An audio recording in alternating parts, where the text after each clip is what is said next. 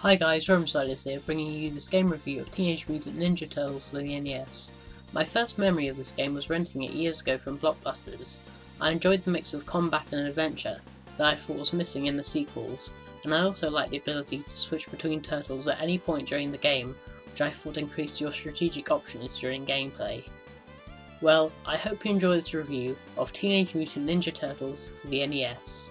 Teenage Mutant Ninja Turtles is a 1989 platforming game released for the Nintendo Entertainment System.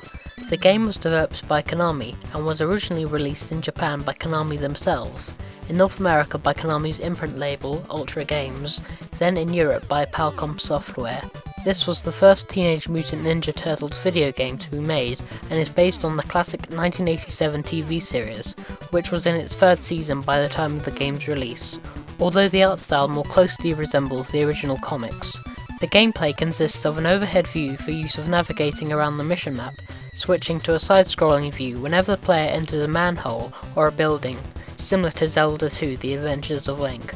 While exploring in the overhead view, enemies can attack the player, such as foot soldiers, roller cars, and in later missions, even aircrafts can attack the player.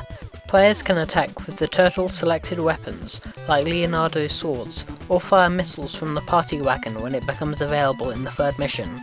Once inside a sewer or building, the player encounters various enemies like fire freaks, who are made of living fire, additional foot soldiers, who jump, kick and throw shurikens, and mouses. Players can obtain further weapons, which are brought out by pressing the select button, and items such as boomerangs, temporary invincibility, anti-Foot Clan missiles for the party wagon, and shurikens, which are occasionally dropped by enemies. Health is restored by collecting, you guessed it, pizza, which comes in three forms. A single slice restores 25% of health, a half pizza restores 50% of health, and a whole pizza restores the whole life gauge of a turtle. Pressing the start button brings up a summary of each turtle's health and whatever special weapon they have acquired, a map of the current area, and any messages from Splinter or April. The player also has the ability to switch between any of the four turtles at any point during the game.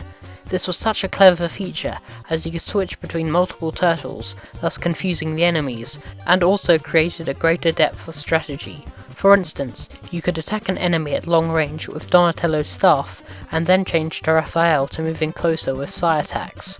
Speaking of Donatello, he was my favourite turtle, and still is.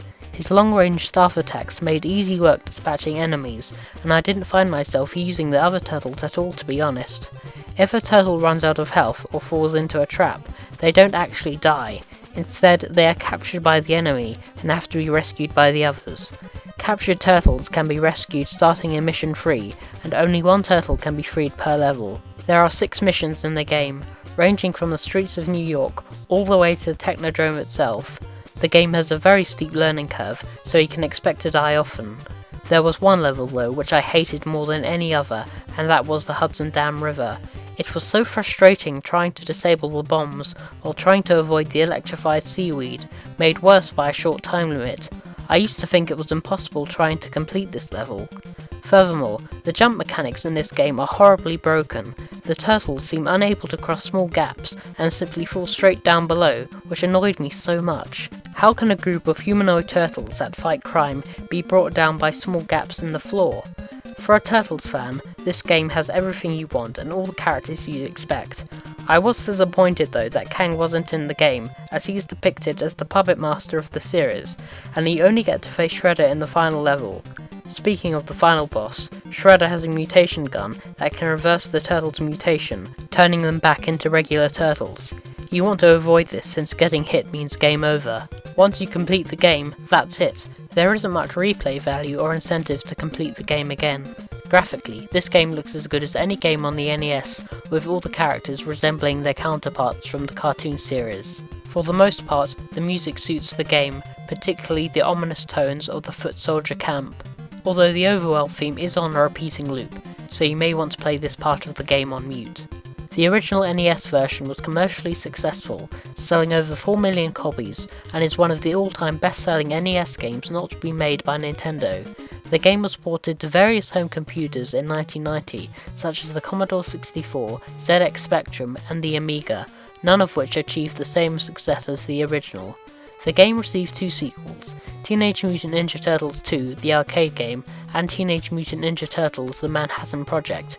Neither of these games were true sequels, as they differed in gameplay and were straightforward beat-em-ups that became the standard for Teenage Mutant Ninja Turtle games for the next 2 years. Despite having limited replay value, I would recommend this game as it is a fun, faithful adaptation of the franchise, and will satisfy any true Turtles aficionado. Well, that was my review of Teenage Mutant Ninja Turtles.